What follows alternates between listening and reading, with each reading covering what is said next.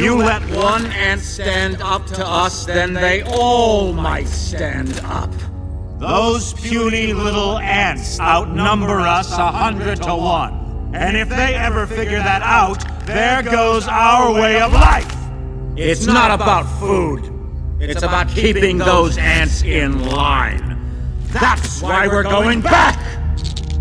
Does anybody else want to stay?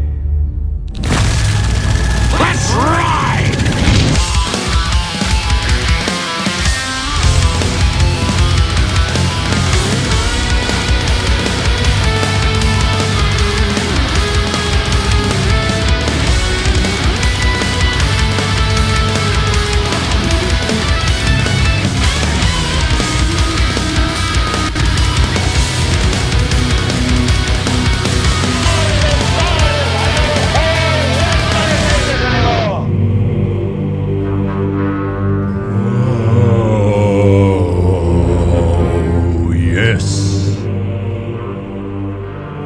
Hey everybody, I know, Frank, you're late, but Frank, you're early.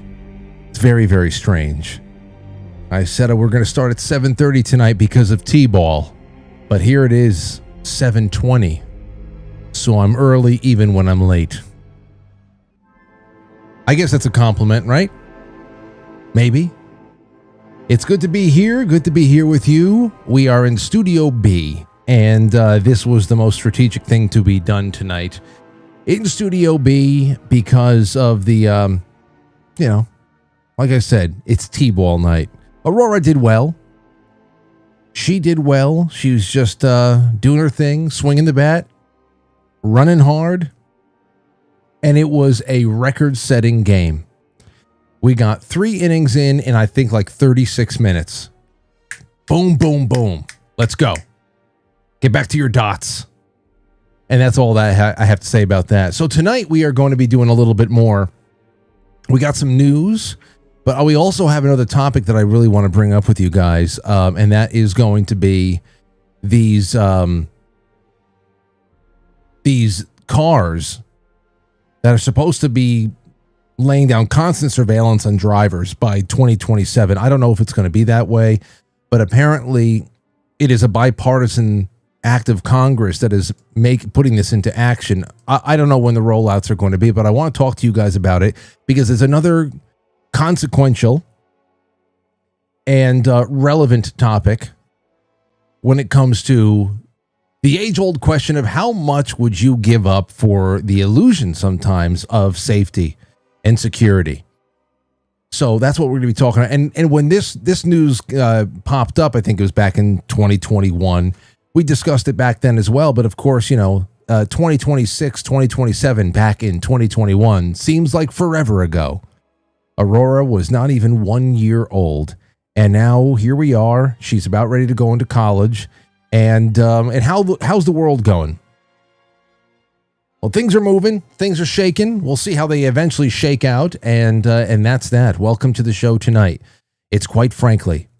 Hey, I don't have all of my prize items in front of me tonight, but we will get back to everybody who sends a super chat tonight to support the show on YouTube and Rumble and quite frankly superchat.com and the gold pills on pill.net. You are automatically in the running for a really nice prize that we give away. We pull all of your names from a hat on Thursday night. 7 pieces of silver. A tube of the Yes Cacao Wild Balls. They're fantastic. I had about 5 of them today. 5 balls. Threw them right down. And more than that. So please support the show and be a part of it all. And especially pick up the phone and call tonight when it's time to start taking your calls. First things that I want to bring up, just some news. Just some random news off the top. And I'll be dipping into the chat room as well just to see how everybody's doing. Here you go from the New York Post. This was weird. Titan submarine victims' bodies were returned as slush in shoe boxes. Grief-stricken mom, who lost both her husband and her teenage son in the doomed Titan submarine disaster, has revealed the remains were eventually returned to her as slush in tiny shoe boxes. I don't even know how this is possible. Christine Dawood, whose husband Shahzada and their 19-year-old son Suleiman were killed in their first when the submarine imploded en route to the Titanic wreckage back in 2023. She said she was forced to endure a painstaking wait to get what was left of their remains. We didn't get the bodies for 9 months. Now, this was probably the worst part about that whole thing, because I think that this kid actually did not want to go down there, but he was convinced to go. And I got to say, she says, well, when I say bodies, I mean slush that was left. They came in 2 boxes, like shoe boxes. Dawood, who was actually meant to be on the ill-fated submersible, gave up her spot for her son at the last minute. She said the so-called slush was whatever investigators could recover from the sea floor and then separated via DNA testing. I don't get...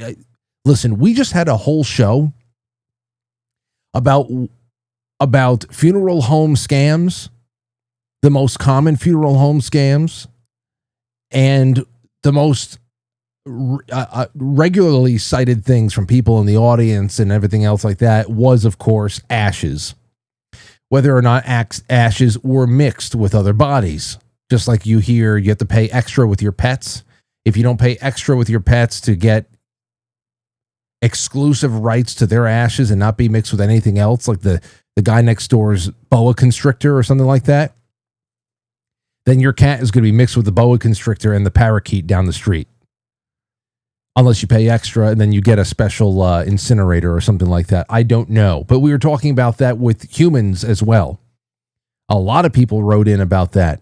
And we also had some stories to tie back to in the media over the course of the last 10 years, where there were several places, funeral homes around the country that were outed for providing people in urns concrete, essentially cement mix. So that is 2 miles above where the Titanic is, above sea level. And scraping this off the bottom of the, like, what does that mean? Did you find bone fragments? If it's bone fragments, then okay. When you say slush, that sounds like, it sounds like you taking a body, meat, blood, soft tissue, hard tissue, and putting it into a blender and actually making some sort of a smoothie. And of course, that just doesn't sound like anything that you would be able to even recover from even shallow depths of the sea, let alone 2 miles under. So, I mean, you're talking about somebody who just lost their husband and their son a couple of years ago in one of the worst fashions and unique fashions that they could have died. And you know, I want a little bit more elaboration, to be honest, but hey, who am I? I'm just a guy reading the New York Post. And if anybody has been on YouTube, and you know how cyclical all the things on YouTube are, you know how they know your patterns. And but I'll tell you, around April of every year, I am just chock full of Titanic stuff. It just already is a point of interest for me. So it's always these Titanic simulations, the last night, you know, the 2 hours or so from iceberg to sinking and all those simulations. But now you've got the Titan sub simulations. If you've seen any of these things, especially around the time 2023 when this all happened, the 6 months that followed the sub disappearing, it was nothing but one day after another, new simulations coming out about how incredibly decimated the bodies were.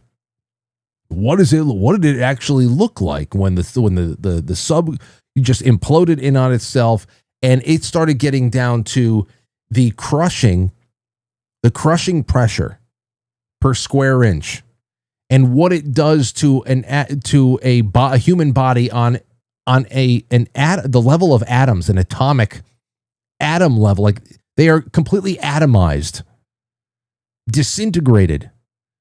You would think that there'd be nothing but just for a moment there, a pink cloud 2 miles deep in the darkness, which is just awful.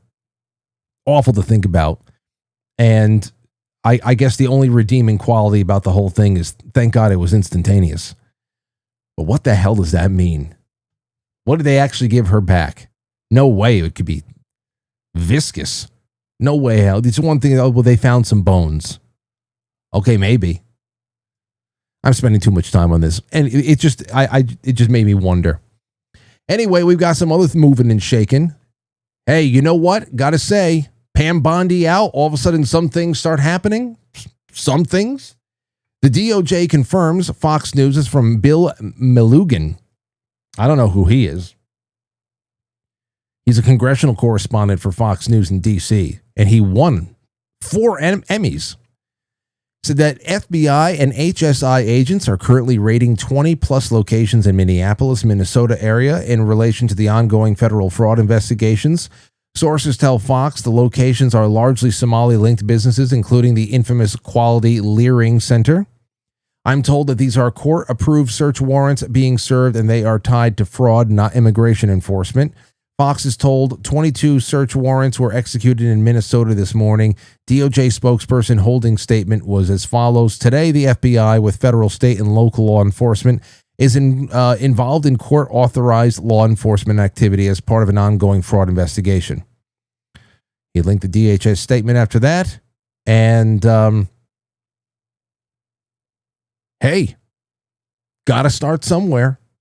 Now, I know what many of you are probably asking out there. It's probably the same thing I'm asking, and what other people in the comments on these are asking too, is that if these people were staging break-ins as a front to obviously destroy documents back in December and January, remember that? Somebody broke in. They sent out their spokesperson, their Somali spokesperson, wearing $1,300 glasses and a fresh Yankee fitted. That somebody broke into the Learing Center and they took all the documents. All of them are gone. This is obviously an attack against us. So obviously the attackers were very sympathetic to the Somali cause, because what did that do? We got to break into that learning center over there and we take all the documents, all of the proof that what they're doing is bullshit, and get rid of it for them. You know, because what was it going to, if they took it to expose them, where did that go? So they were lying about it back then. So naturally, people who saw that for the bullshit that it was are saying, okay, well, if these people were staging these break-ins back then to destroy evidence, then what do you expect to find now? And I guess if you're going to play that both ways, you say, well, paper is complementary these days. In the 21st century, paper is complementary, and nothing that was on paper at the Learing Center must also, anything that you could have found there at one point has to have a digital counterpart somewhere, especially if all this money is coming from the government. Yeah, who is this? Hello?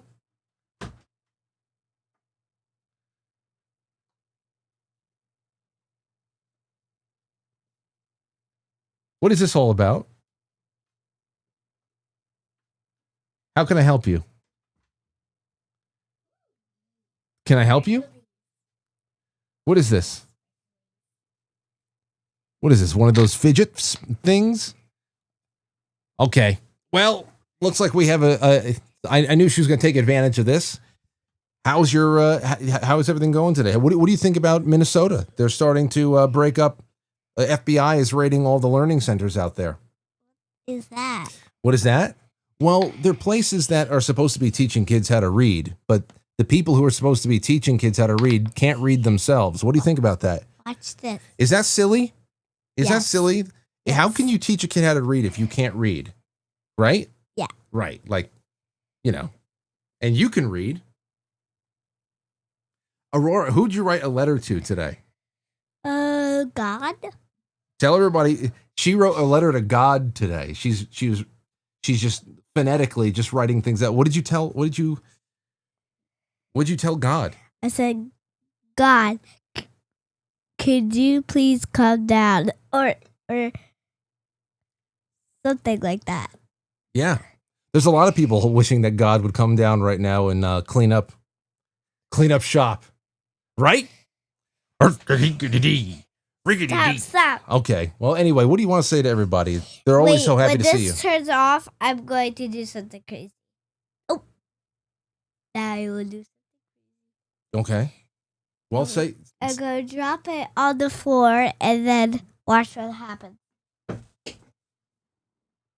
Lights up. Okay, so what do? You push all these buttons and then you pop them out again? And they pop? Yeah. They sound like a fart. Let's see. It sounds like a fart. Ew. Okay, tell everybody good night. Say love you. Good night. All right, have a good one. I have a tiger outside. Yeah, oh, she has a tiger. It was the tiger that Matt was supposed to wrestle at the Jamboree in September, but he never got to wrestle it. So we had this gigantic tiger that was staying at the studio. And every time Aurora would come to the studio to help me clean, she'd say, "Can we take it home?" I say, "No." And then all of a sudden this morning, it appeared in the living room, and then she was shocked. What? What are you going to say? Shh.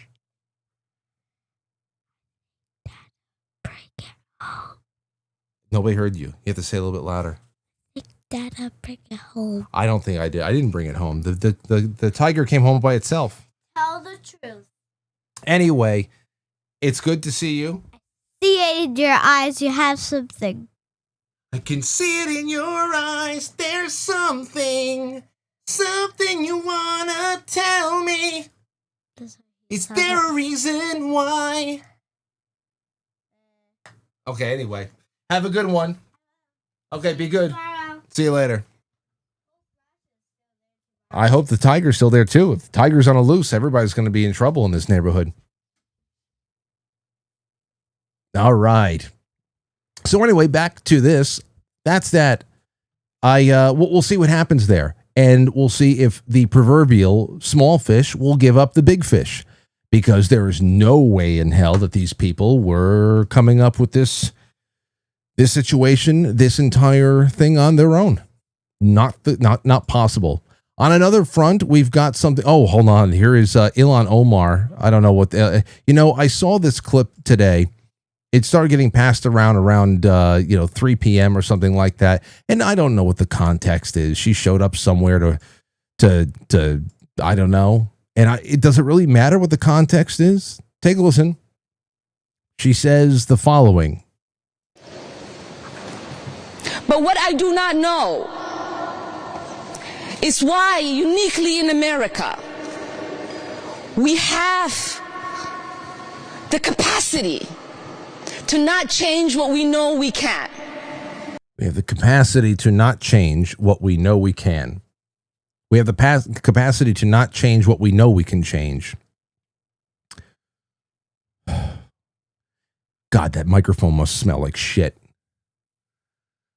I don't know what the hell that means.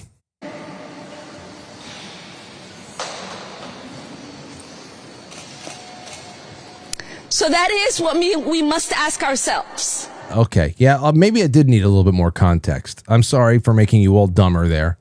Anyway, here's something else. Around 5 o'clock, I started getting around that former FBI Director James Comey has been indicted on the, I think this is on the seashell thing. I think this is about him putting 8-6 or something like that in the seashells, and it being some sort of well-known gang code for taking somebody out, or a call to violence against a leader or something like that. Out of all the things you want to see him wrapped up in, this is, whatever, but take a listen to this. Good afternoon. Today, a grand jury sitting in the Eastern District of North Carolina returned an indictment against James Comey on 2 counts.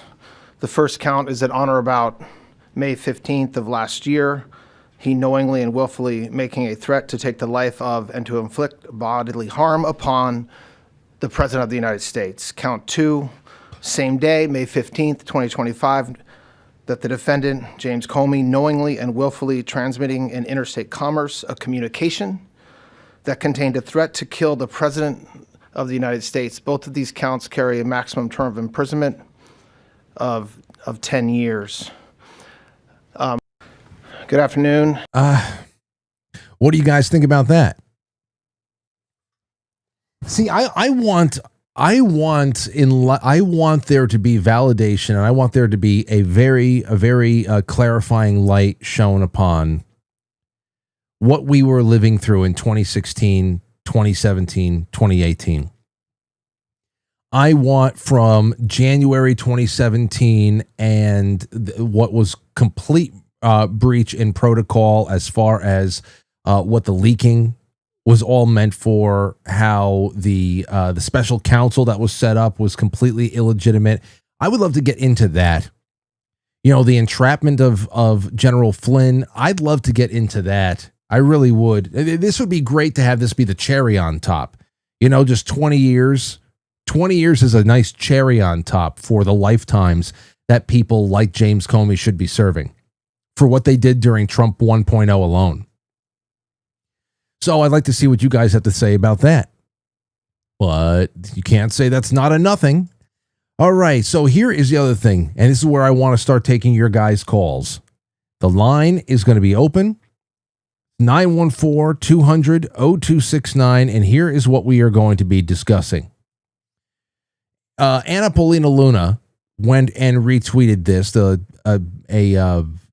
tweet that was going around a couple of days ago. Puberty, I don't know. Every new car in the U.S. will be required by law to have tech that puts constant surveillance on the driver by 2027. AI in your car will determine if you're sober and fit to drive, automatically turning off the vehicle if it determines that you are a danger on the road. That was the post that really started getting around. 27 million views. Anna Paulina Luna, I voted against this. Unfortunately, too many Republicans sided with Democrats and it passed. There's quite a bit on there. Quite a bit. And I want to read this a little bit to you. I went and I grabbed this. It's from March of this year. But like I said, this happened. We were talking about this on the show back in 2021. Federal regulators, this is from roadandtrack.com. Federal regulators tell Congress advanced impaired driving detection technology isn't ready yet. They're working on it. And obviously, there's a lot of hurdles here.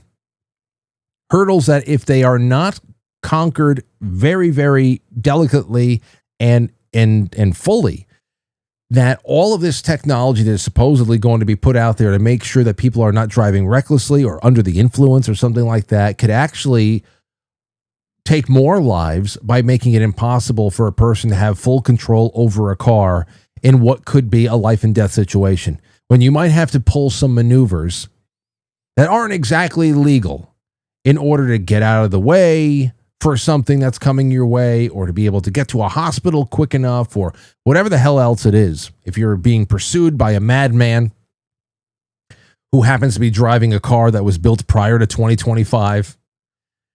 So this is a follow-up to the story that we were talking about in 2021. Here's the recent article. Let's watch a little bit. At this time, the NHTSA is not aware of any technology that claims to achieve anywhere close to the level of accuracy that is needed. Congress is currently divided over the implementation of new mandatory anti-drunk driving technology, and now the federal safety regulators are weighing in on with a report that casts doubt on the timeline as to how and when the tech could even be implemented in new cars. In 2021, Congress passed the Infrastructure Investment and Jobs Act, which included a provision that forced the National Highway Traffic Safety Administration to mandate advanced impaired driving prevention technology. And I don't know why we need advanced. You know, I'm totally fine with people who have a history, a history with drunk driving or something like that, substance abuse, clinical history at that.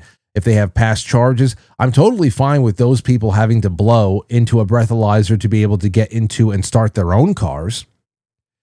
You know, it's at least a little bit more appropriate to hold past offenders accountable in ways that they have struggled to do for themselves versus what they're looking to talk about over here.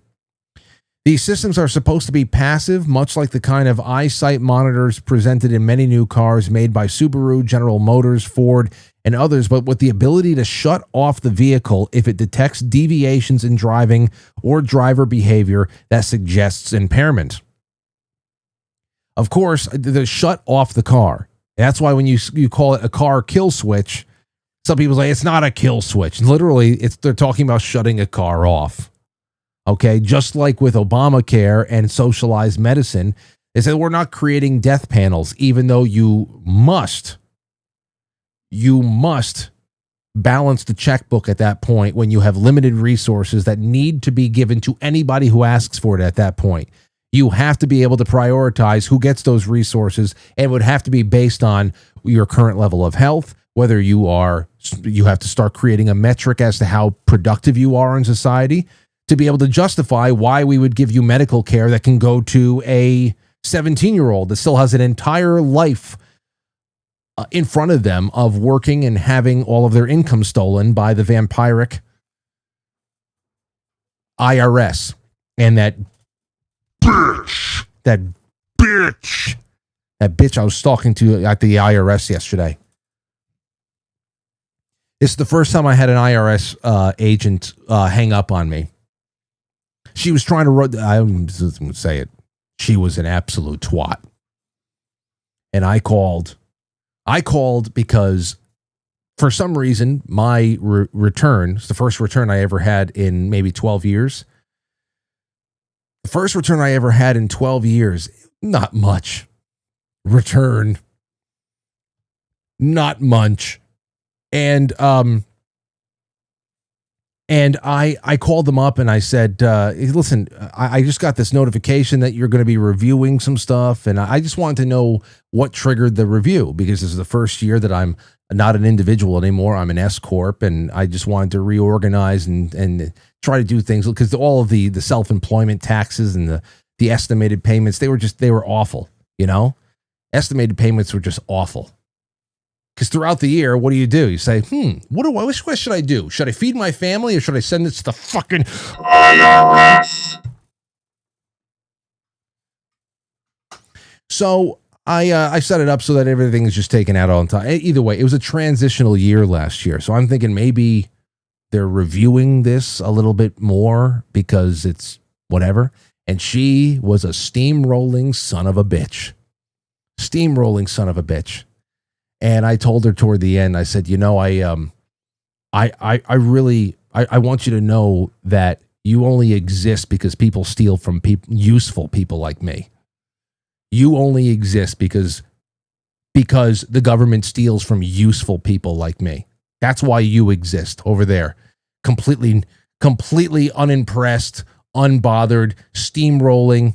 What do you think? I'm so-and-so, and this is my badge number. The badge number. Fuck you.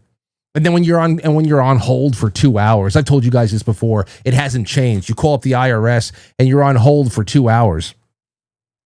And every once in a while, we're sorry. Please leave. Our agents are dealing with other customers. They have the nerve still to this day to gaslight you while you're on hold that you're a customer.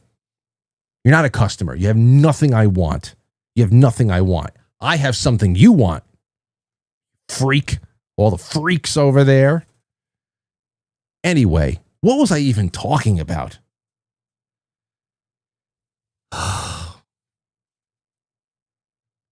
Let's get back to this stupid shit. Now I'm in a bad mood. Currently, detection technology around the legal limit continues to have an error rate that would be unacceptably high. Listen to this. While the NHTSA has not made a final determination about the necessary level of accuracy, even a 99.9% detection accuracy level could result in millions to tens of millions of instances each year where the technology would incorrectly prevent or limit drivers from operating their vehicles, or fail to prevent or limit impaired drivers from doing so. This is impossible. This is absolutely impossible. If anybody has ever even asked Midjourney or vidIQ or any AI image generating software to make you a thumbnail, you'll know how crazy of a time it is to ask for even basic things to be done. Well, Frank, hire a graphic designer. I could if the IRS wasn't stealing from me.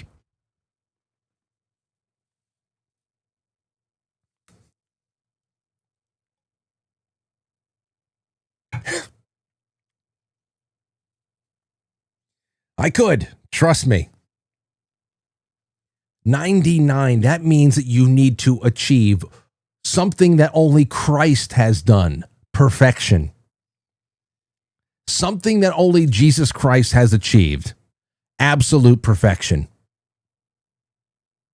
99.9% accuracy still means that you are going to impair drivers who need to have complete autonomous control over their car in order to sometimes survive a life or death situation or anything else. You need greater than 99.9% accuracy, because even that 0.01% off means tens of millions of instances where you are limiting a person's ability to operate a motor vehicle safely.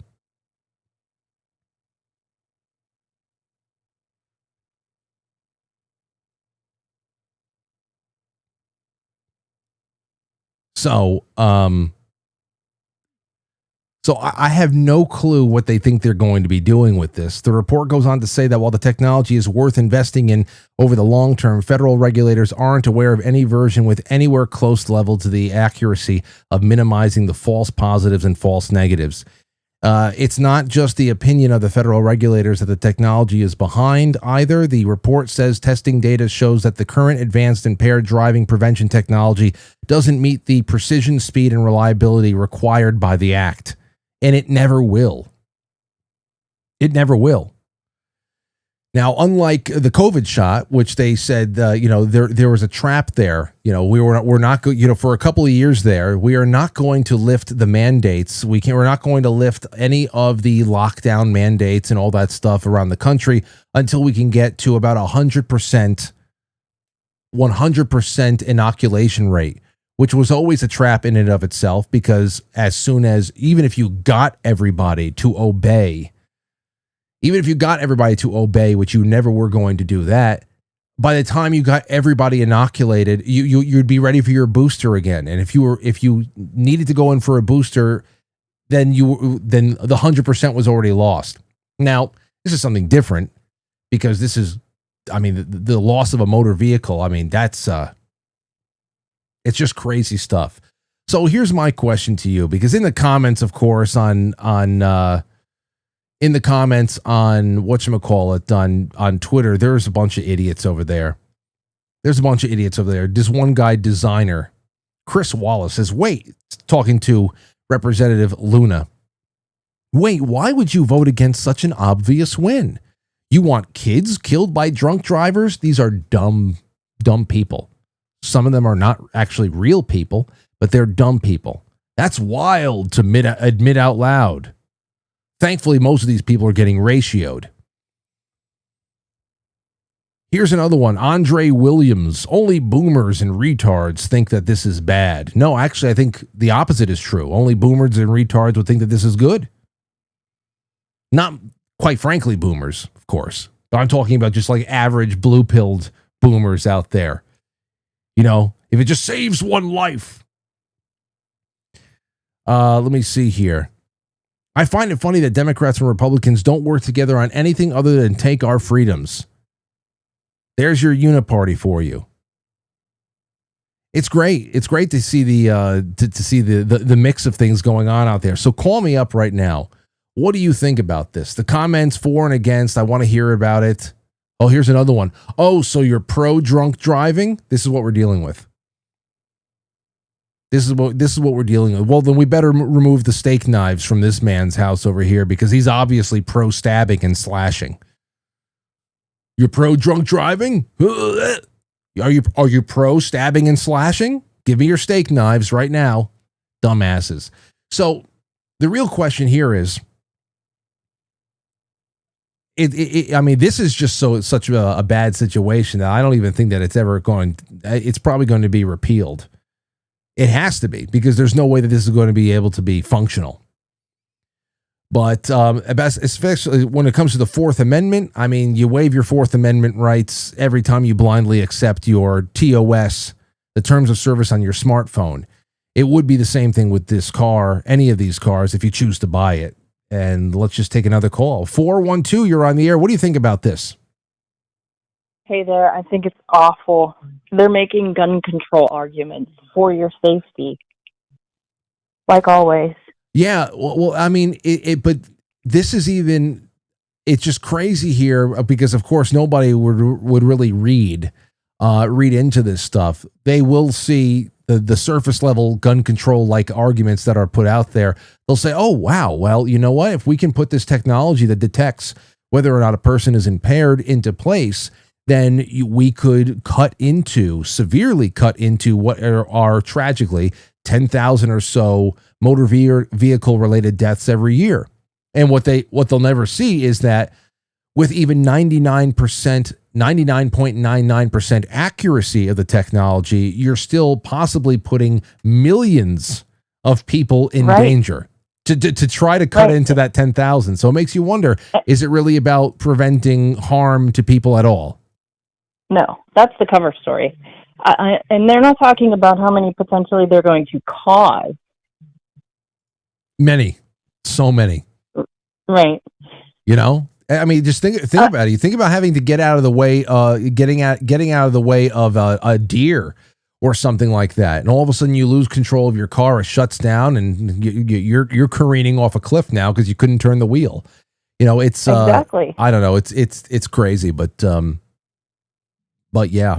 Like you said, you ask AI to do something, and it can't even spell words right, but we want this to take control of our vehicles.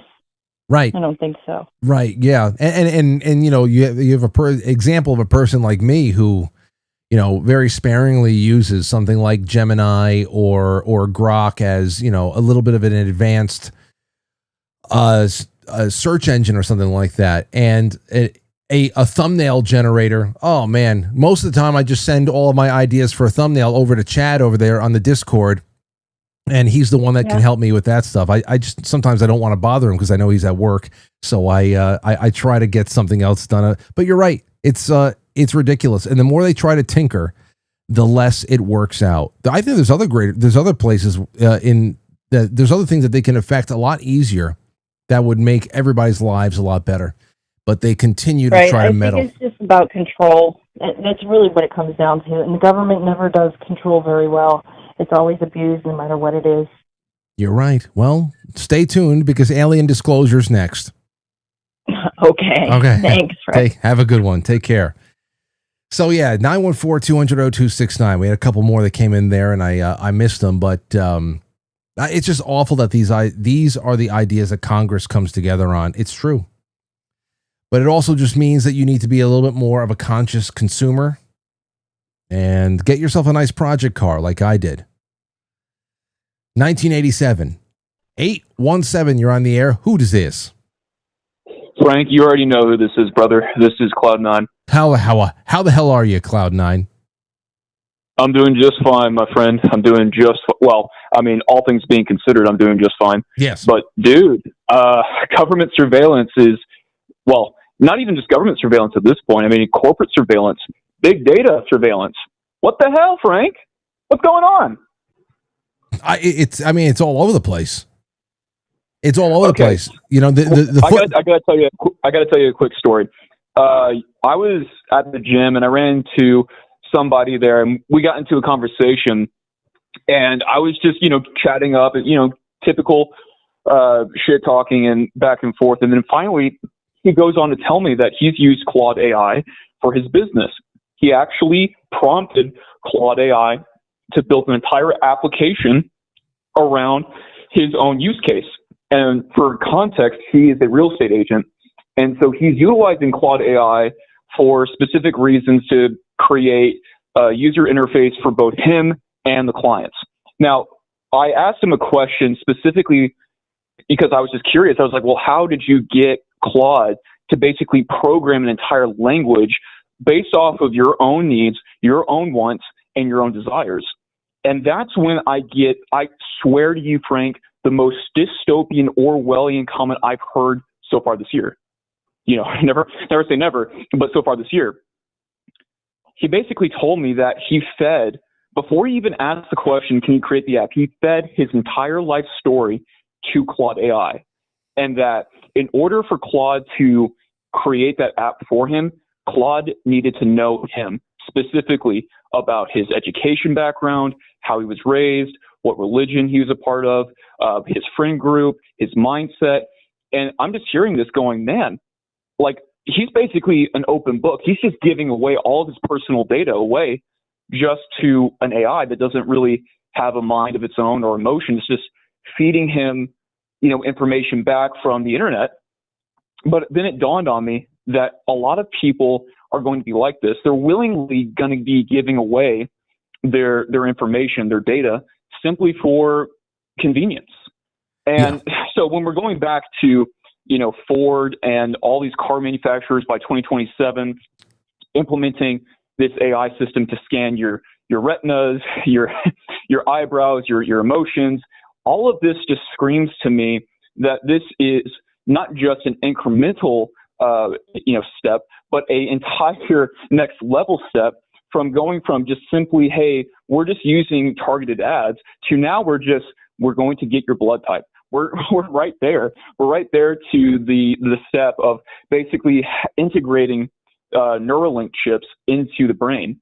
And, you know, I do think that it is apropos that we're talking about, you know, AI, because, you know, we've already discussed previously in the past flock cameras and the surveillance state at large with LPRs and ALPRs. But dude, I mean, that was just something I wasn't expecting. Yeah, well, I know. It makes perfect sense though that people would get that intimate with it. And of course, the volunteering of that information is only going to become a little bit more and more necessary, even to get going with like Claude. Or I know a couple of programmers who rely on they're good at coding themselves, but ever since they've been able to assimilate Claude into their group, it essentially becomes a colleague of theirs. They're able to work 5 times faster. And I know people who just but at that point, like, there are bonds that really need to be made. And I guess you can say over the course of a thread, the computer knows more about you and starts referencing past questions or quips or anything. And it really starts acclimating itself. Like I remember I asked the question, I remember I asked it was a question about the Constitution. I wanted to test Grok on a question about the Constitution, and it was in the news at the time. I forget what the hell it was. It might have been the shit. What the hell? It could have been the General Welfare Clause or something like that. And I was just testing it to see what it was going to push back on me on, from the originalist to the little bit more court lawfare kind of living, breathing document nonsense that we have to live under. And I, at the end of my fighting with it a little bit and just saying, no, you're wrong. And I totally get you. I mean, I remember at the end of it, I said, okay, praise Jesus. And it said something like, amen, Frank, praise Jesus Christ, blah, blah, blah. And, so it started. And now ever since then, if I ever ask, Grok, can you find me any articles that have been, written about this specific thing around this specific time, eventually it'll make some sort of a pro-Christian comment to me about whatever that is completely because it's trying to become a companion of yours. And you know what? Well, Frank, I have to interrupt this. Do you think that it's presenting, like, the use cases are amounts like really, really large for anyone to use for business purposes, but do you think that AI by itself is a neutral, or do you think it's a net negative? Oh, are you talking about just across all the ways it's being utilized? Well, like I said, I mean, yes, I mean, in a lot of ways, you can have someone use it for business purposes, purely for business purposes.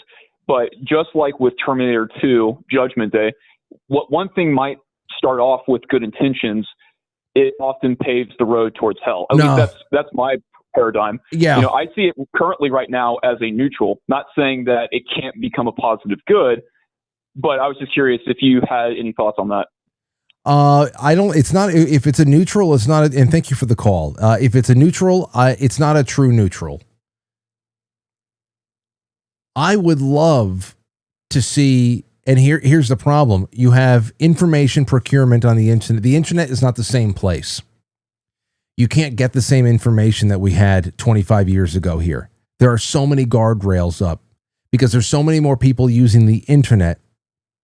Once the internet became the place that everybody came to for news, discussion, information, whatever the hell it was, but when the internet became the place where people have found and have dug in their roots, and that is where their authoritative sources are, once people stopped turning on the television every night to watch Norah O'Donnell diddle herself in front of 3 people, then that is when a lot of the stuff that we used to go to, the cool places we used to go to for information and debate really started getting washed out.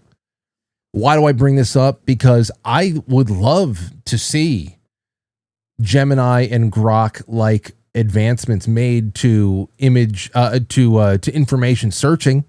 Like perhaps there are new ways, new places that just browsing could have gone without it becoming such a personal Klaus Schwab. You remember what Klaus Schwab said about the chips that it wasn't just about being able to search technology and having information more readily available. It's like, it doesn't, you can have an old school, the first generation Google search engine, hey, Ask Jeeves, Bing, whatever the hell it was.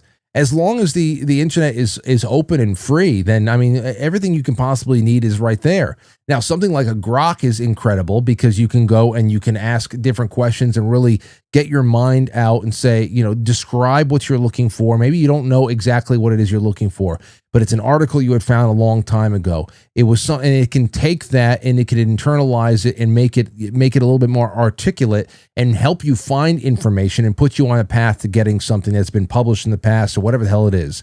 Essentially a way of being able to sift through an endless archive of stuff that's been put on the internet over the last however many decades at this point. Making search engines and archiving a little bit more responsive and intelligent, I think that's great. But I think that where we're going otherwise is actually, I think it's probably net negative. And the internet itself is completely different. It's hard to find a lot of things that you're looking for. In fact, the Grok and the Gemini, Grok a little bit more so than Gemini, I believe, can help you find the blogs and the threads and the things, the schizo stuff that you've been looking for. A little bit more than the Google stuff. They might give you, this might be, here it is. It's a conspiracy theory, but I think, great, good. You editorialize all you want. I was looking for this one thread. So I don't know. I think it's net negative outside of information procurement and advanced searching capability. The thing is that there are so many other places that we're going in society that is limiting and kind of corralling us and feeding us into this new place. Like I said before, if I wasn't being stolen from by the government, I would be able to have several full-time people on with me, working as a wonderful, fun. It'd be a fun team environment, and everybody's making clips, and everybody's making. By the way, if you see any timestamp clips, I'm telling you, if you find a clip that goes viral, get in touch with me, please. If it goes viral, I will. If it makes any AdSense, you get 100% of it. All right, got to break outside of the prison. Outside the prison. It's just the nature of everything. For us to be getting AI in a time when it's harder to actually even reach people, when you already have subscribership, it makes it all, it's like, what is this all for?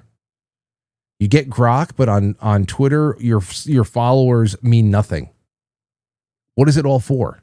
It doesn't make any sense. It's not like things are getting freer and the search tools are getting better. Things are not getting freer. The search tools are getting better. What do we search? I don't know. But back to this for a second. Listen to this.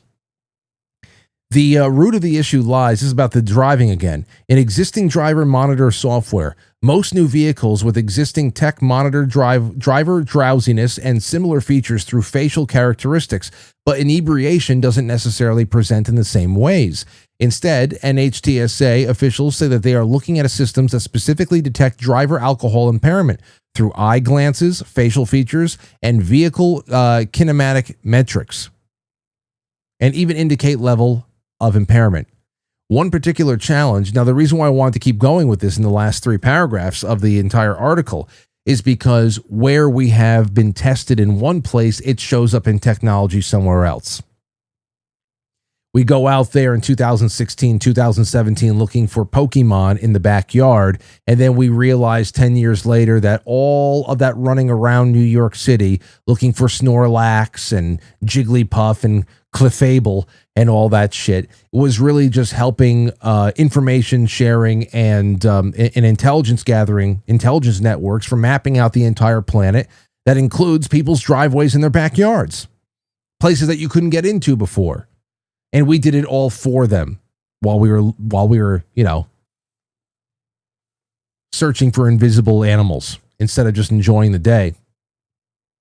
One particular challenge in addressing impaired driver detection systems is developing a performance standard meeting the statutory requirement and test procedure to verify compliance. For example, the NTHSA has developed a prototype proxy device that can simulate an exhalation. They have a prototype proxy device that can simulate exhaling, how a alcohol impaired person exhales. So I don't know, like Alex Jones or something. NHTSA is also exploring the development of a proxy test device for touch-based alcohol detection technique that uses tissue spectroscopy. Counteracting drunk driving is not just about stopping the car from being driven, but also about safely interfering with the impaired drivers who are already in motion. Ensuring that the car doesn't start for drunk drivers is one thing, but federal officials say that disrupting an already rolling drunk driver adds additional layers of complication. As NHTSA points out, simply stopping a vehicle operating by drunk driver may lead to unintended consequences. Either way, the federal safety watchdog says even if the technology isn't quite ready, additional resources to combat drunk driving are essential. Behavioral approaches and ignition interlock devices are well-established methods in the anti-drunk driving toolkit, and advanced impaired driving prevention technology could prove to be another worthy avenue in due time. Impossible, which is crazy that this could even pass through Congress. Of course, with the help of 57 or 58 so-called Republicans. What the hell does that distinction even mean? So, who benefits? I guess the bigger question is this. Who benefits from the data? Insurance companies, they gain real-time behavioral data on every driver. I guess that's that would be the rub right there. That's not really safety, though. That would just be a pricing algorithm for the insurance companies.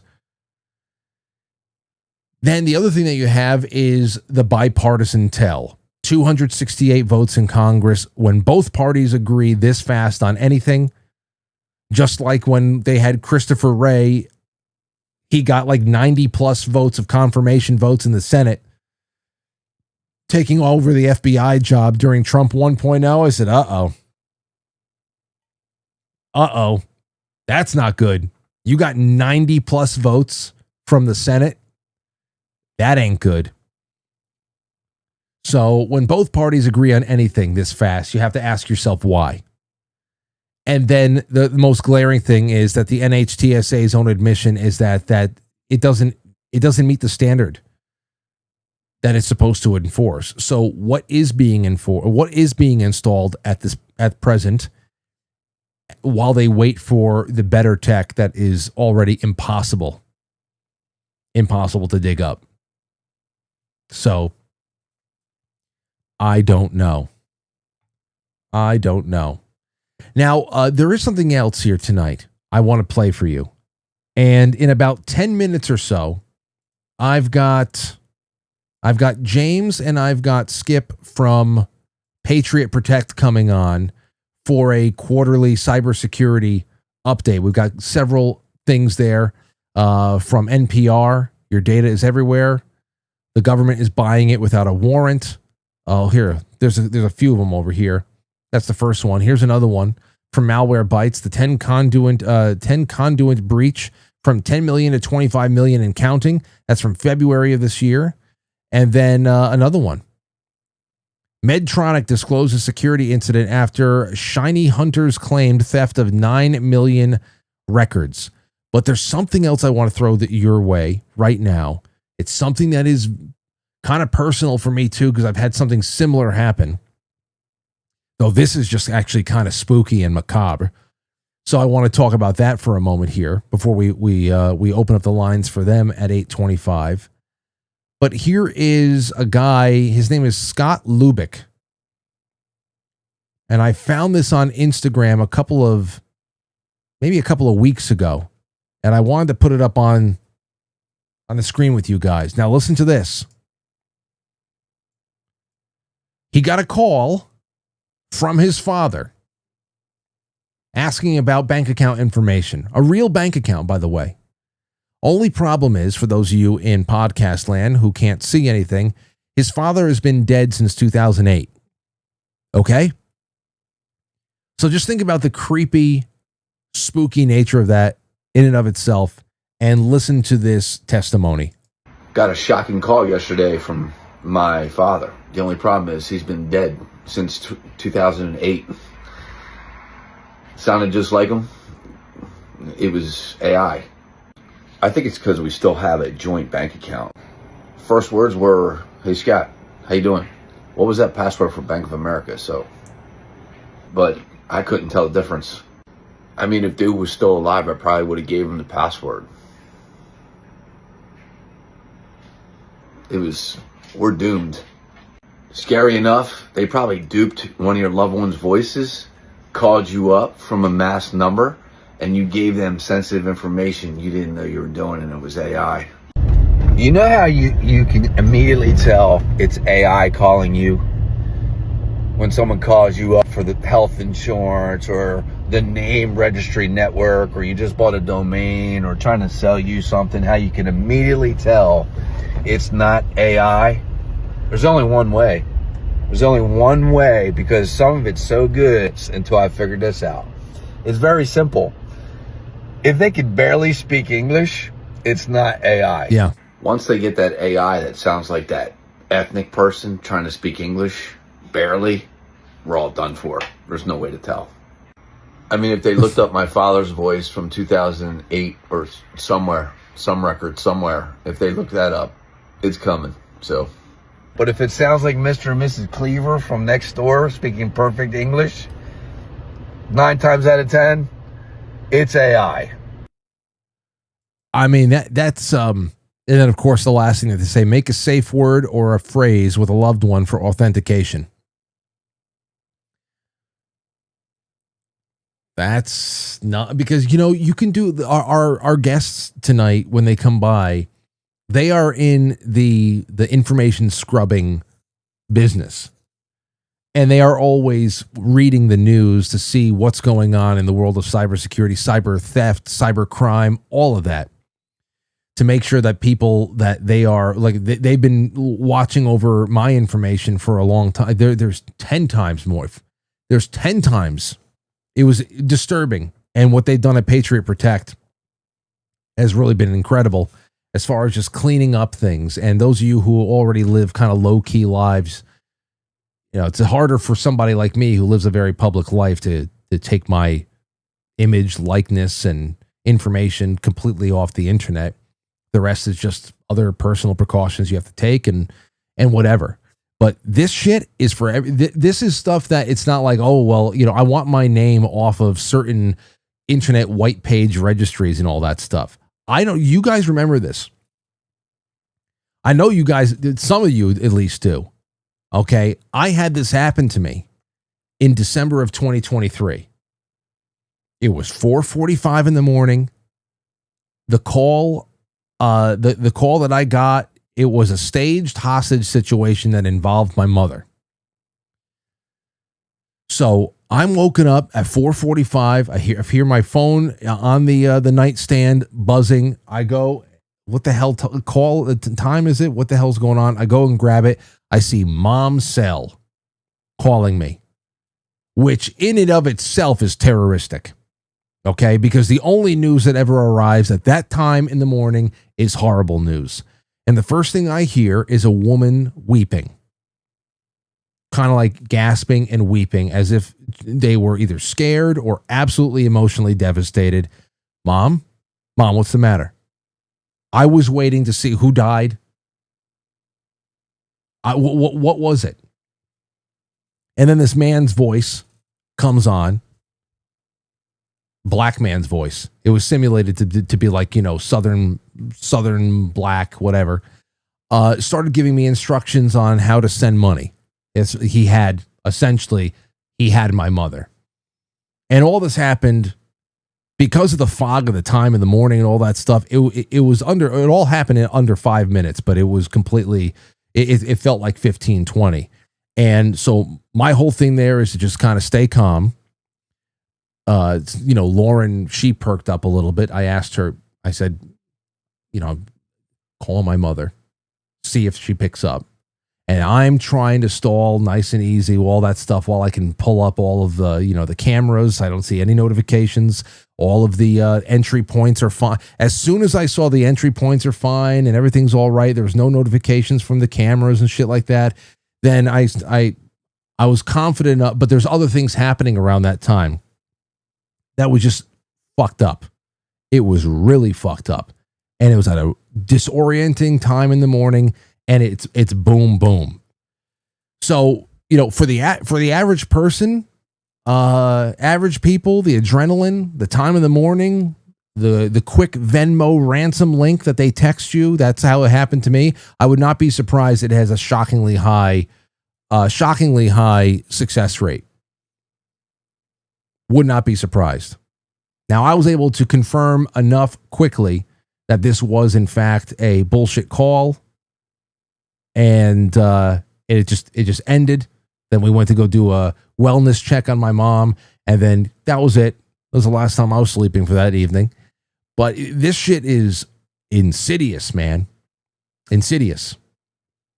So we're talking about AI. AI is at the center of all of this. And when I see things like that, when I see testimony like this, something that I have personal experience with, I'm like, well, that's not an internet white pages thing. But it had to be somewhere along the line. Where the hell did they get Mom's cell? And they had to be able to pull everybody together, find a person, family tree, find a person's phone number that is going to be hopefully stored in my phone, and have it show up as Mom's cell. That right there bugs you out. It's not like an unlisted number, somebody pretending to be your mom. They're calling from her actual number. Her information is popping up. That fucks with your head. And even if you have a grip on the situation, everything's all right, the fact that it's happening to you, it's like watching a rat run across the baseboards in your house, and you just feel fucking violated that this vermin is in your house. When it happens to you, that in itself makes you feel really uncomfortable. So that's at the base of it all. And information technology is the base of it all. Data collection, it's at the base of all of this stuff. It's one thing to go in and be able to make sure that you're going to make your home, your dwelling, a little bit more secure, and you're collecting data on your own. But the data collection is, that's crazy. That's crazy. It's where it's all heading. And yeah, I just wanted to make sure that I am. Here we go. Perfect. because our guests are going to be showing up anytime soon. What do you guys think about that? Okay, let me go to the super chats real quick. See how you guys are doing. Jay Britt says, ice cream for the lovely Lauren on her big birthday tomorrow. I hope all of her dreams come true. Me too. I forgot to say that. It is birthday eve for Lauren. I think I might be doing a midday stream tomorrow, like a B-sides. Just something while I'm going to get some stuff done in the morning, some stuff in the afternoon, whatever. And then, Lauren, hopefully we have a nice evening celebrating Lauren's big milestone birthday. I'm sure that she's very excited for. Big milestone. Lauren, do you hear me? We're talking about your big milestone birthday. She said, oh, great. See, I'm home. I can't do this at Studio A, where I could just shout over my shoulder and have Lauren. Sometimes she'll write to me in a text message. But anyway, happy birthday to Lauren tomorrow. Thank you so much. Shotzi says, wishing Lauren the happiest of birthdays. Thank you, Shotzi. Love to you both. Jay Britz, you're the man. Okay, let's go. Let's go over to Rumble. See what's happening there. Nephilim says he is early, even when he is late. He is the most interesting man in the world. Cues music. Yeah, I know. Most interesting man in the world, coaching T-ball shortly before going live. NZ5 says Tuesday blues. Shake it off. At least you're not categorized as body slush. That is a thank you for the reminder. Thank you. Whether you've been stolen from, you've got the vampire bat of the IRS that is affixed to your jugular. Remember, you could be shoebox slush that was scraped off the floor of the Atlantic. Awakened Boomer says, hi, Frank, and not all of us boomers are retards. No, of course not. Of course not. But this is, you have to understand what that means. This is that is a mark, a generational mark of institutional trust. You guys, if you are a baby boomer, you have to be able, you have to have been able to assess that of your generation, of course, your parents' generation. And I guess it's a mark of a time when you perhaps could have a little bit more trust in institutions and in doctors and their best intentions, especially when doctors weren't, they were making house calls. It was a lot more of a direct community thing. They weren't tied, most doctors weren't tied to gigantic networks that take away their autonomy and reduce their training to nothing but a set of protocols that can't be broken away from. So yeah, you have to understand it's not really a general slight against a whole generation. It's more so about, like I said, that the remnants of being able to trust institutions at large, whether it be news or healthcare or whatever the hell else it is. Over on Pilled, before we bring on our guest for the evening, because I think we have both James and Skip here. Let me see. Paulie sent a ship. Thank you so much. Let's get to 10,000 gold pills on Pilled tonight. That would be amazing. Sean Joe, thank you. Vesper says, my 77 LTD had hand cranks for the windows, pull levers for the vents, enough room in the trunk for a dead body. Best car I ever had. Well, you know what? My Bronco is almost there. It's been almost there for about almost a year and a half now. Little by little. Unfortunately, there's some stuff I've been able to do myself. I'll be able to do a lot more myself as I learn the little things. But this had too many big things. And I've been at the mercy of my buddy and his garage. And yeah, this does not have. I was wondering if I was going to get a hand crank one. But yeah, hopefully when I start traveling the country a little bit more, if I do some appearances and some remote stuff, I'll be able to drive around in that. That'll be the Frankly Mobile. Let's see. Tommy Jekyll, I guess the professional managerial state is one step closer to installing the kill switch in my person. I'll tell you. What was it? I think that might have been like Homeland season 3 or 4 or something. It was like the vice president had his pacemaker hacked. Like somebody remotely hacked the pacemaker in the heart and turned it off on him. Anyhow, Anyhow, let's do this. We've got two friends on with us. Joining us live, patriot-protect.com. James and Skip are with us tonight. It's been months since we last spoken to them, but of course the world always is entertaining and is always churning out news that is right in their wheelhouse. How are you guys feeling tonight? Buddy, it is always a pleasure to join you. It is. Are you both there? Can you both hear me? Hey, Frank, how are you? Hey, hello, sir. How the hell are you? Were you guys watching earlier on with the AI telephone scam with the guy with his father calling him for a bank password? Oh yeah. Got to tell you, man, it doesn't get easier. It doesn't get easier hearing stories like this. Now listen. I understand this, and I can understand how, especially now where there's just so much, everybody puts their family videos or more and more. They put family videos or they put their personal thoughts on the internet. It's very easy to be able to get audio from a person, an everyday person who is not necessarily even looking for any kind of clout or anything like that. But the thing that really shocked me about that one in particular, which it's not unbelievable because it happened to me, is the fact that he was called by his father, who has been dead almost 20 years. And you're thinking, what the hell was he putting out there in 2008? That was only 2 years after I started streaming. So it's such a primitive time, 2008, compared to where we are right now, where you figure you could get something on everybody. That fact that he had his voice cloned, what had to be media from prior to 2008 is nuts.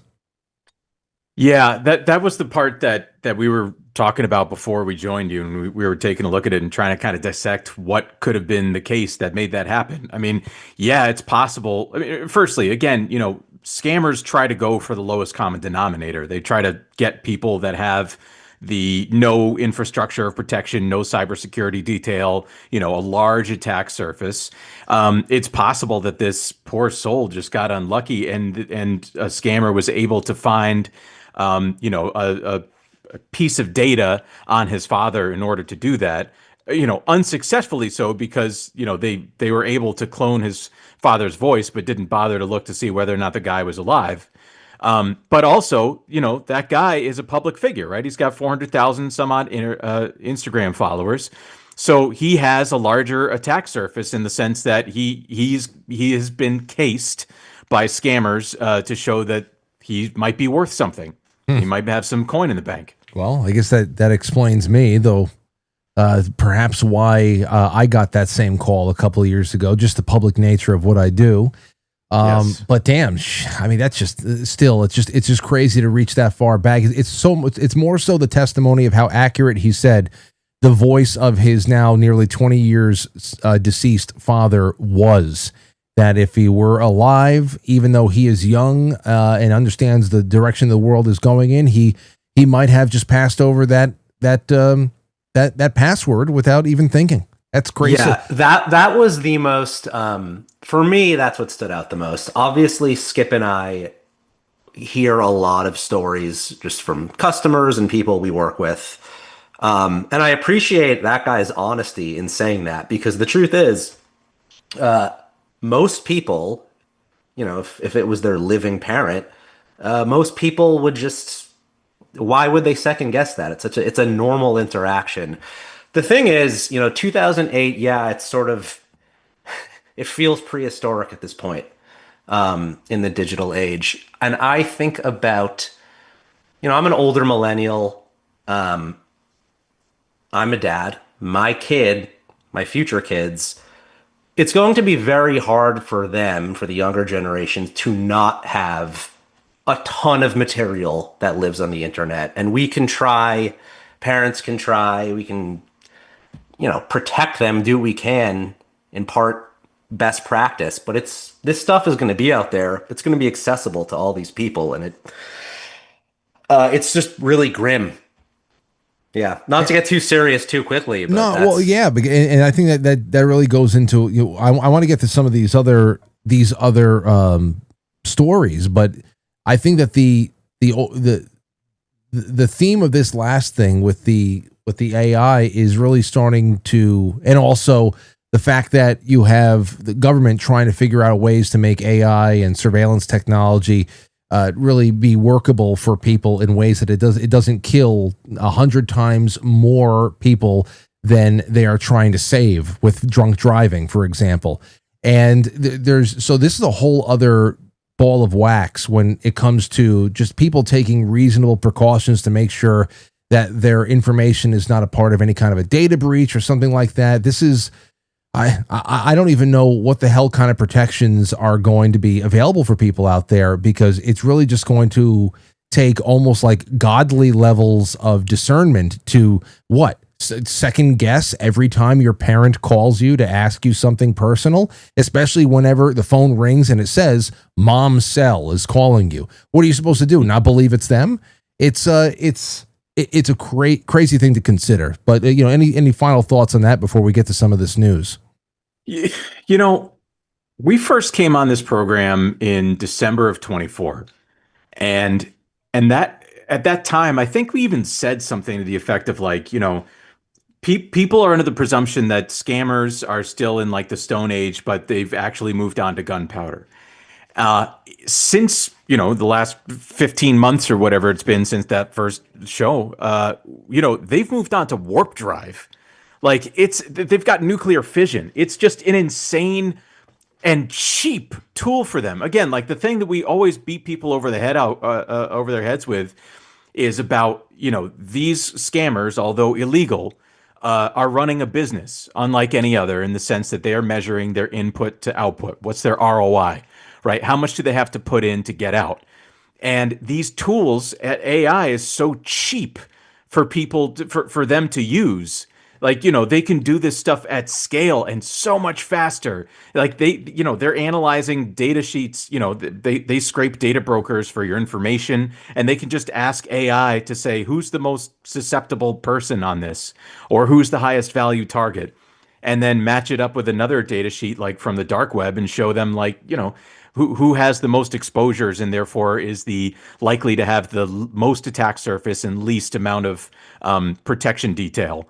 Right. It's so easy for them to do this now. So, the fact that they can then leverage it to make an AI, voice clone. Again, they don't keep in mind too. There are scams that you see now where you get a phone call and it's silent, or they say hello, and you say, hello, who is this? Hello, who is this? Is there anybody there? Like that, hello, who is this? Who is there anybody there? Can be enough of a sample for them to scrape, get that, and clone it, such that they can then, look up from a data broker your parent's name or whatever, your relative's name, and ask for that bank password. Yeah. Match that up with what they find on the dark web about of a username that's exposed. They think you probably recycled that username, and then they're into your bank. Yeah, all of those things are true.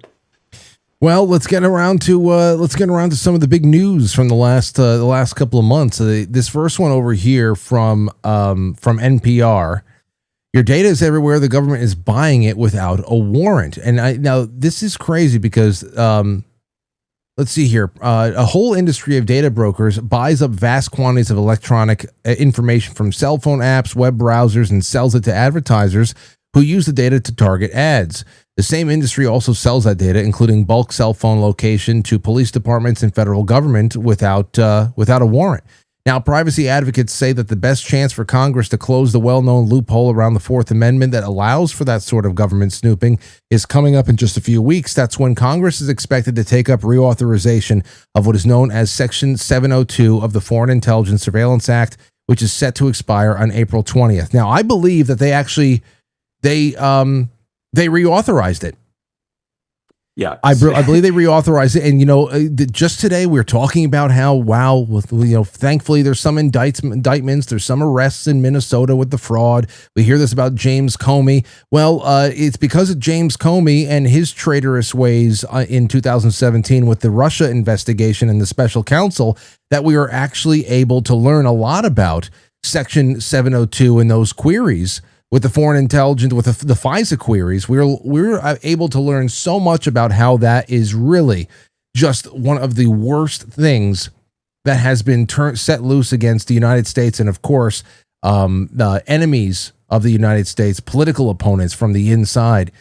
since I believe the Nixon administration or something like that, and the fact that it's been reauthorized, even though it has not been in any way, shape, or form buttoned up since how they tried to take out Donald Trump and all of his administration back 10 years ago, is crazy. And here it is in the center of this big data buy.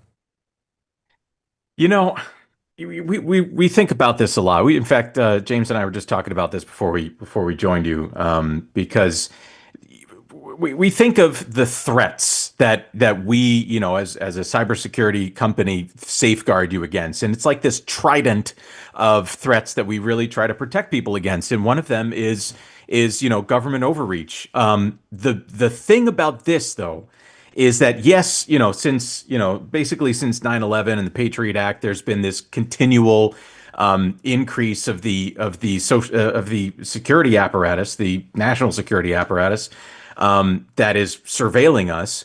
But the whole point of this program that we wanted to highlight is that it's so much more expensive and constitutionally onerous for the government, or the FBI, whatever, to use their tools to try to surveil you, when they can just buy the information from a commercial broker.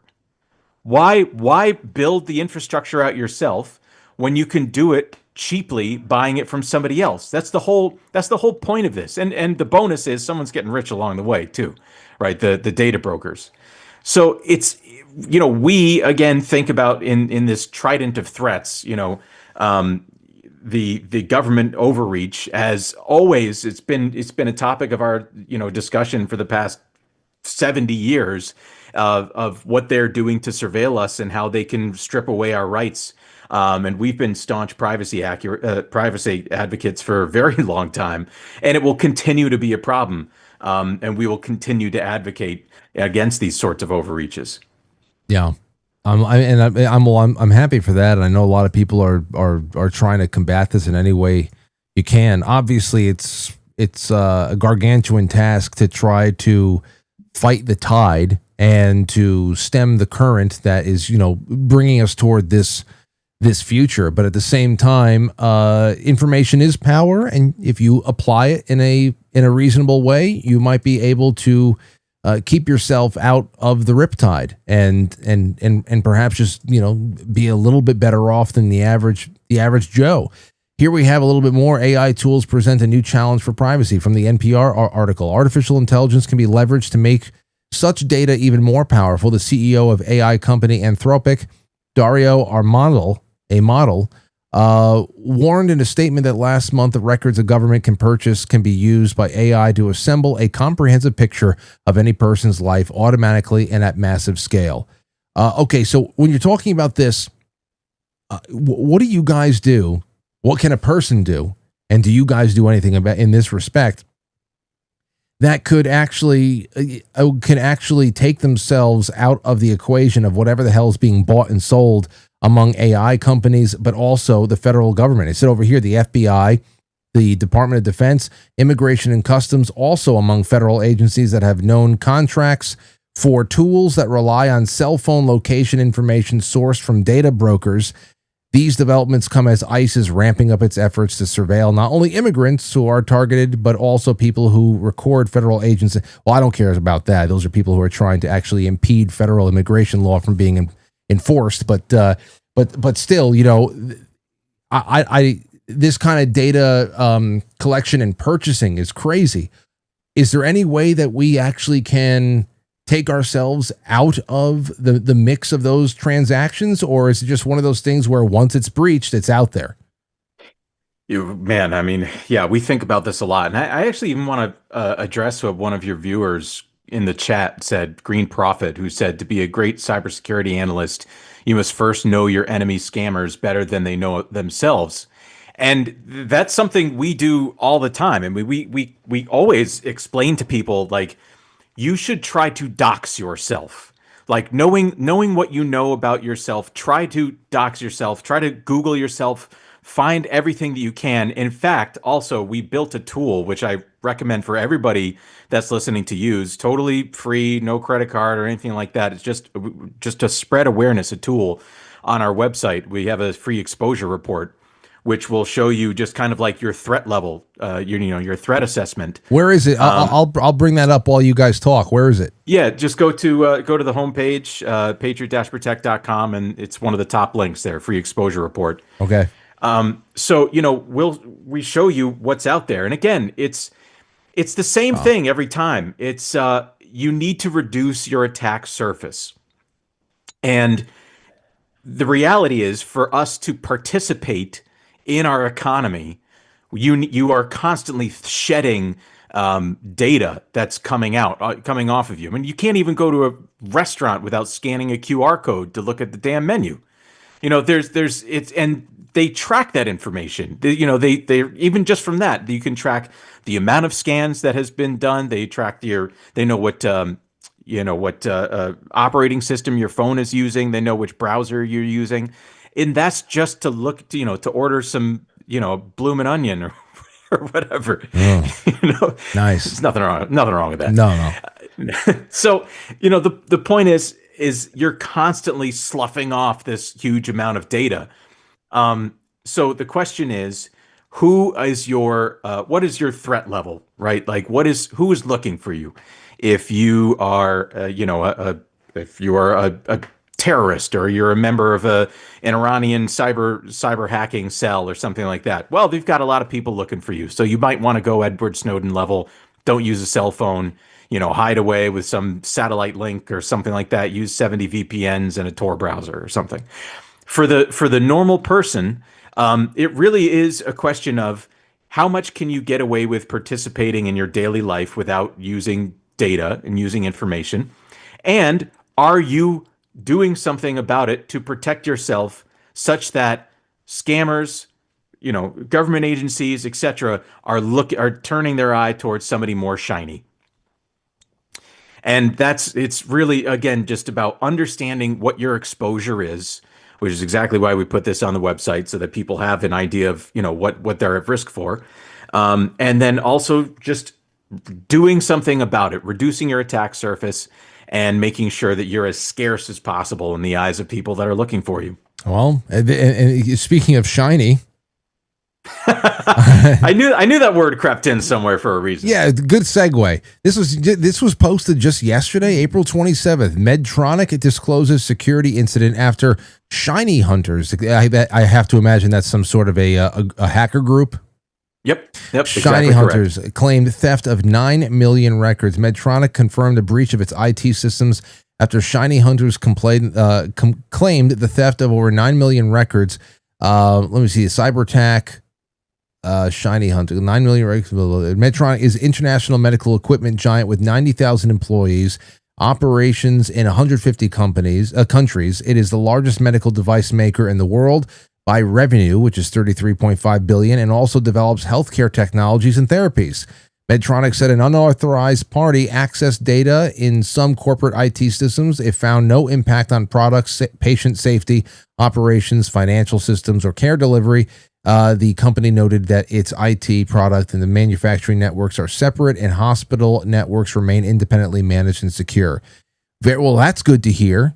But still, 9 million records, there has to be something useful in there. This is the skip special when they start using that language. Okay. So go ahead. Go ahead.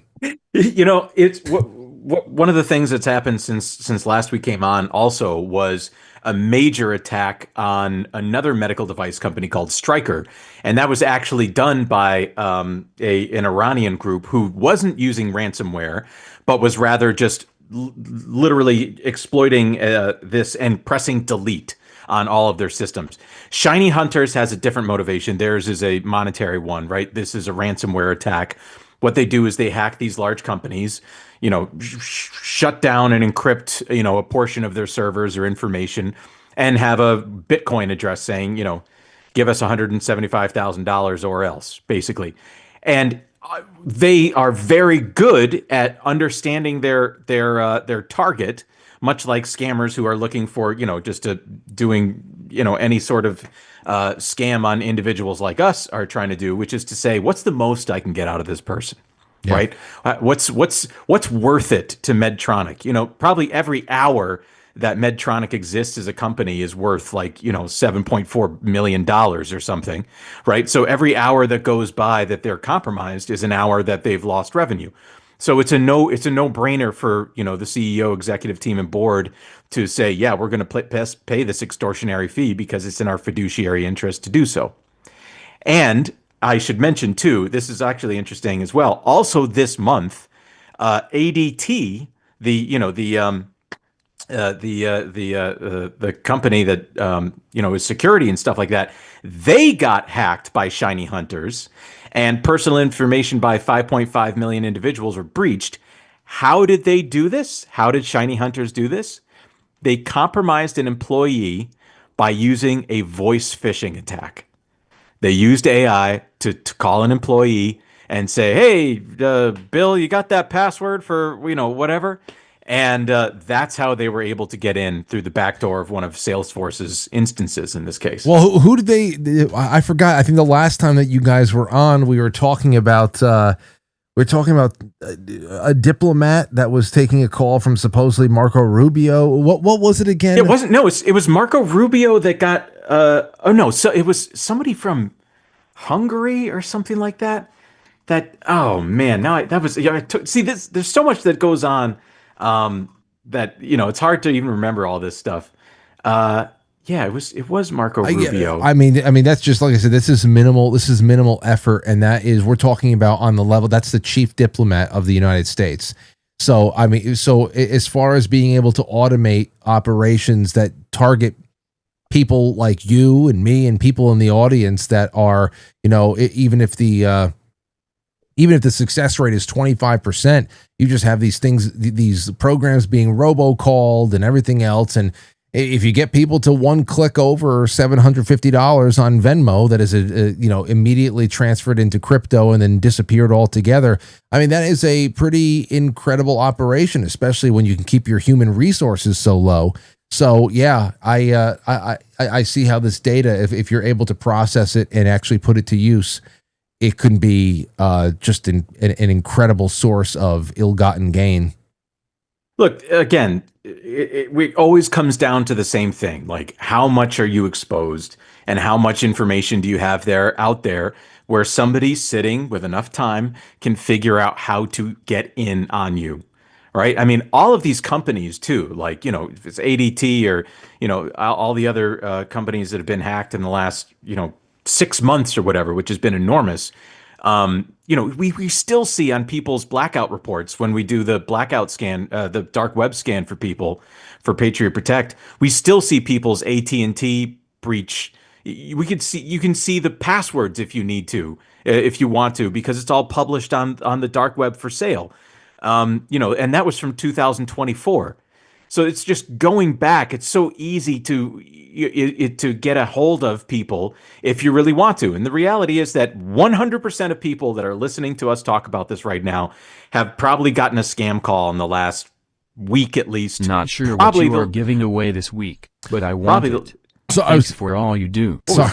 Jeez, I thought someone was. We're being hacked right now. It's a scam calls coming in right now. Sorry. Sorry, that was a super chat. Yeah, I know. It's getting better. The average phone is getting better to say spam risk high or something like that, and you just know what to avoid. But and people say, and I see that in the chats, in the comments. For example, the comments of that AI scam call that I said before with the guy's father that died in 2008. Somebody said something along the lines of, we need to start treating all these phone calls as if we would treat, people that come knocking on the door. Don't answer the door anymore. You don't answer with it. And I say, okay, well, yeah, that's all well and good until the phone rings and it says it's your mom. Like I said before, it's great that we're starting to see, spam risk notifications that come in with unknown phone numbers and all that other stuff. And a lot of them are crazy. And of course the text spam, that has become a regular occurrence for people in everyday life there too. But there are some operations that are kind of like manually overriding all that stuff when it gets really personal and they start cloning people, but understood 100%. You know what? We are coming up on the end here. Thank you guys so much for the analysis and everything. Let everybody know. I know that over here on patriotprotect.com, you have the free exposure report that you were telling us about. It's right there, patriot-protect.com. But give everybody a nice plug and a pitch before you leave, please. Listen, firstly, it's always a pleasure to come on your show, Frank. I mean, what I appreciate about you, among many things, is that you get it. You understand, this almost like metaphysical nature of how cybersecurity needs to be thought of. It's like, it's not just like, spam calls. It's, you need just have this holistic understanding. And that's why we come on to do these education pieces. And aside from that, if you need cybersecurity detail, and 100% of the people that are listening do, we will scrub all of your information off of data brokers. That's our service. It keeps popping up, which is why it's a subscription service. It's not just a one-time sweep. We use our search and destroy protocol to take all of your information over 200 plus data brokers, and we are always doing it on your behalf. It will pop up again, and we will take it off. Because that's just the nature of these data brokers. And there's new ones constantly popping up. So we are always looking for them and take them off on your behalf. And on a personal note, since we're such swell guys, we occasionally give people a 15% discount. But in honor of you, Frank, for having us on, we made, if you use the promo code Frankly, and if you go to, and I see it, Truthful Mama put it here in the chat, patriot-protect.com/frankly, you'll get a 30% discount. Wow. So I mean, it's free money. It comes down to like, if you get our core at like $3.50 a month or something, if you apply it to one of the annual plans. So it's like $3.50 a month versus getting scammed for $6,000. It's a no-brainer to us, and we want to protect as many people as possible. Also, don't be put off on the landing page. It still says 15%, but if you go through, you'll see that the discount is 30. Well, thank you guys. I just love these every 3 months or so. You guys come on because it's an essential piece of the news that I'd rather talk. I always rather would talk about things like this in clustered news pieces with people who are a little bit more closely working in that realm. So it's great to have you guys on. You guys get it as well, and it's great. And thank you so much for taking care of the audience, and thank you for all the work you've done for me, taking a little bit off my mind. I have plenty more that I'm sure I'm not going to be able to get out of the stain out of the carpet completely, but still. You guys are fantastic, and thanks for everything. Hope everybody goes and at least inquires about your services, and we'll talk sometime over the summer, I suppose. Always a pleasure, buddy. All right. Appreciate you, Frank. Take care of you. Take care, both of you guys. Be well. Okay. Well, listen, guys, nice, tidy effort here tonight. It is 8:57. A couple more super chats, and then we are off to the flip side. I hope you come hang out. Nakey Lamb says, I'd like to say I just don't think about any of this AI crap, and sometimes I don't. When I do, it makes my stomach hurt. Hey, Frank. Oh, yeah, totally. I don't walk around through the day thinking, oh my gosh, AI is making everything horrible. But it does, I do get reminded of it. For example, I get a lot of publicists that email me all throughout the day that are representing certain, potential guests and all that stuff. And I can tell it is all automated. It is all, AI written text has a very, faux diplomatic, active listening kind of a theme to it all. We've talked about that. So, there's just so many things that have been automated that used to be 100% human. And perhaps I can see how a small publicist PR organization, they can use some of that to kind of cold call on media organizations that want some interesting guests over there. to at least open up warmer lines of communication that a human agent can come in and seal the deal. Okay, I get it. But it's just little tiny reminders all over the place. And then the spooky ones are just like, oh, shudder. And it all comes back down to what the hell's going on in the cars. All of this is all tied into the same thing. It's all data collection. These cars, you can call it surveillance. What is surveillance? Surveillance it's reconnaissance. It's collecting data on enemy positions in a battlefield, or collecting data on how you are exhaling as you drive your car, because it may indicate that you are in some way inebriated, because that is what a lush breathes like. This guy must be a lush. I've heard that before. Anywho, it's been wonderful hanging out with you. Mark the Carnivore says, not sure if you are going to give away what you're going to give away this week. Not sure what you're going to give away this week, but I want it. Thanks for all that you do. So far, Mark, we're giving away silver and chocolate from Yes Cacao. Justin from Yes Cacao sent me a whole bunch of these tubes of wild balls that are so good. So damn good. So I have a whole bunch of them. I'm probably going to be keeping a few for myself. Just putting it out there. But I'll give a bunch away. And so that's that. And if you don't win the silver, always remember, go to quitefrankly.gold. Tony Arterburn will take care of you. You buy some silver, buy a couple of, you want to talk about AI, you want to talk about taking advantage of some things. I want to talk about, I want to actually bring Tony on for this particular thing, because the one thing I keep seeing is how important from a hardware kind of a sense, you know, talk about these data centers and all this other stuff, how physical silver is so important for the physical infrastructure that is going to be needed for AI and everything else. So whereas there has been very artificial suppression of silver, and people are mainly looking at silver as a hedge against inflation and also a store of value. But when you look at it from an industrial standpoint and what it's used militarily and data processing wise, I often wonder, in a world where we are careening toward AI everything, isn't that going to make the demand for silver shoot through the roof? Will AI dependence and AI investing going into the future alone bring silver to over $1,000 an ounce? I don't know. I want to talk to him about that soon, because it's an interesting thread that I have not pulled on yet, and I want to see what he thinks about it. One way or another, if you go to quitefrankly.gold, you can buy as little or as much as you want, and as long as you use promo code Frankly, Tony's going to send you free physical silver. You can go buy an ounce, and he'll probably send you an ounce and a few Mercury head dimes or something. I don't know. Just make sure you use promo code Frankly. All right. That's all I have for you right now. Jay Brits, that's before. Let me see. Want to make sure I didn't miss anybody over on Rumble. Oh, I got somebody over there. Nephilim says, it's not much, but here's a little birthday Rumble rant for Lauren. Treat her to a little extra on us.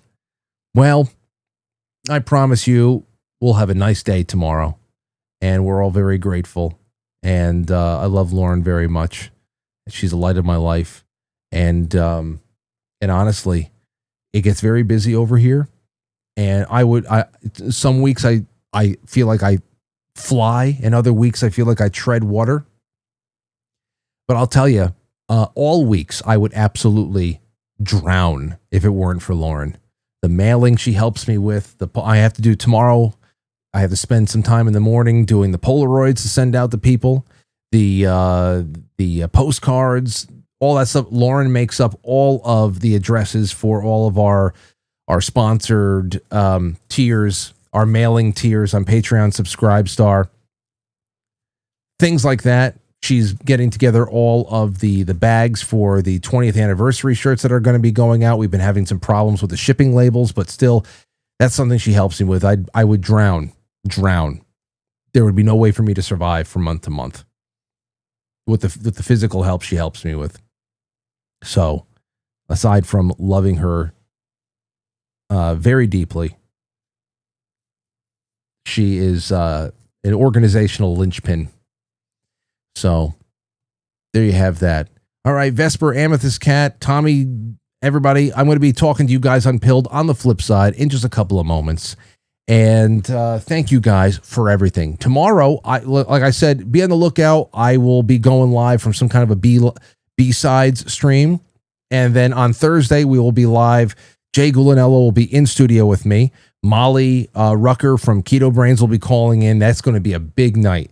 Alzheimer's, Parkinson's, brain science. There's so much stuff in the news that I can't wait to throw at these two. I can't wait to listen to them geek out again. Thursday night is going to be awesome. So still make sure that you keep tuned in and we'll have a good time. All right. All right. That's that. I'll see you guys in a little bit. Get to the flip side. The link will be in the chat room in just a few moments. I'll catch you on the flip side.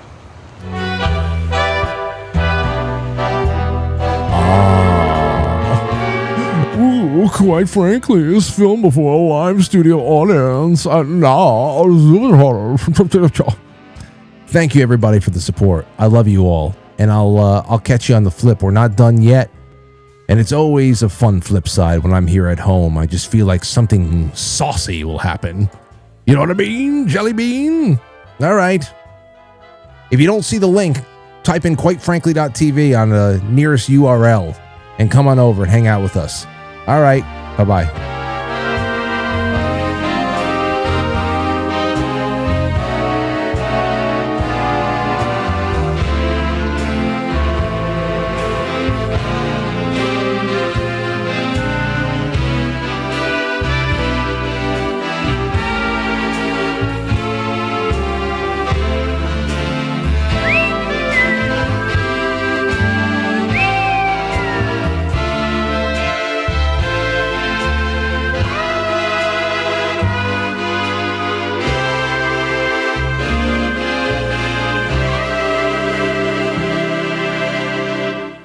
Okay, Chief, take him away.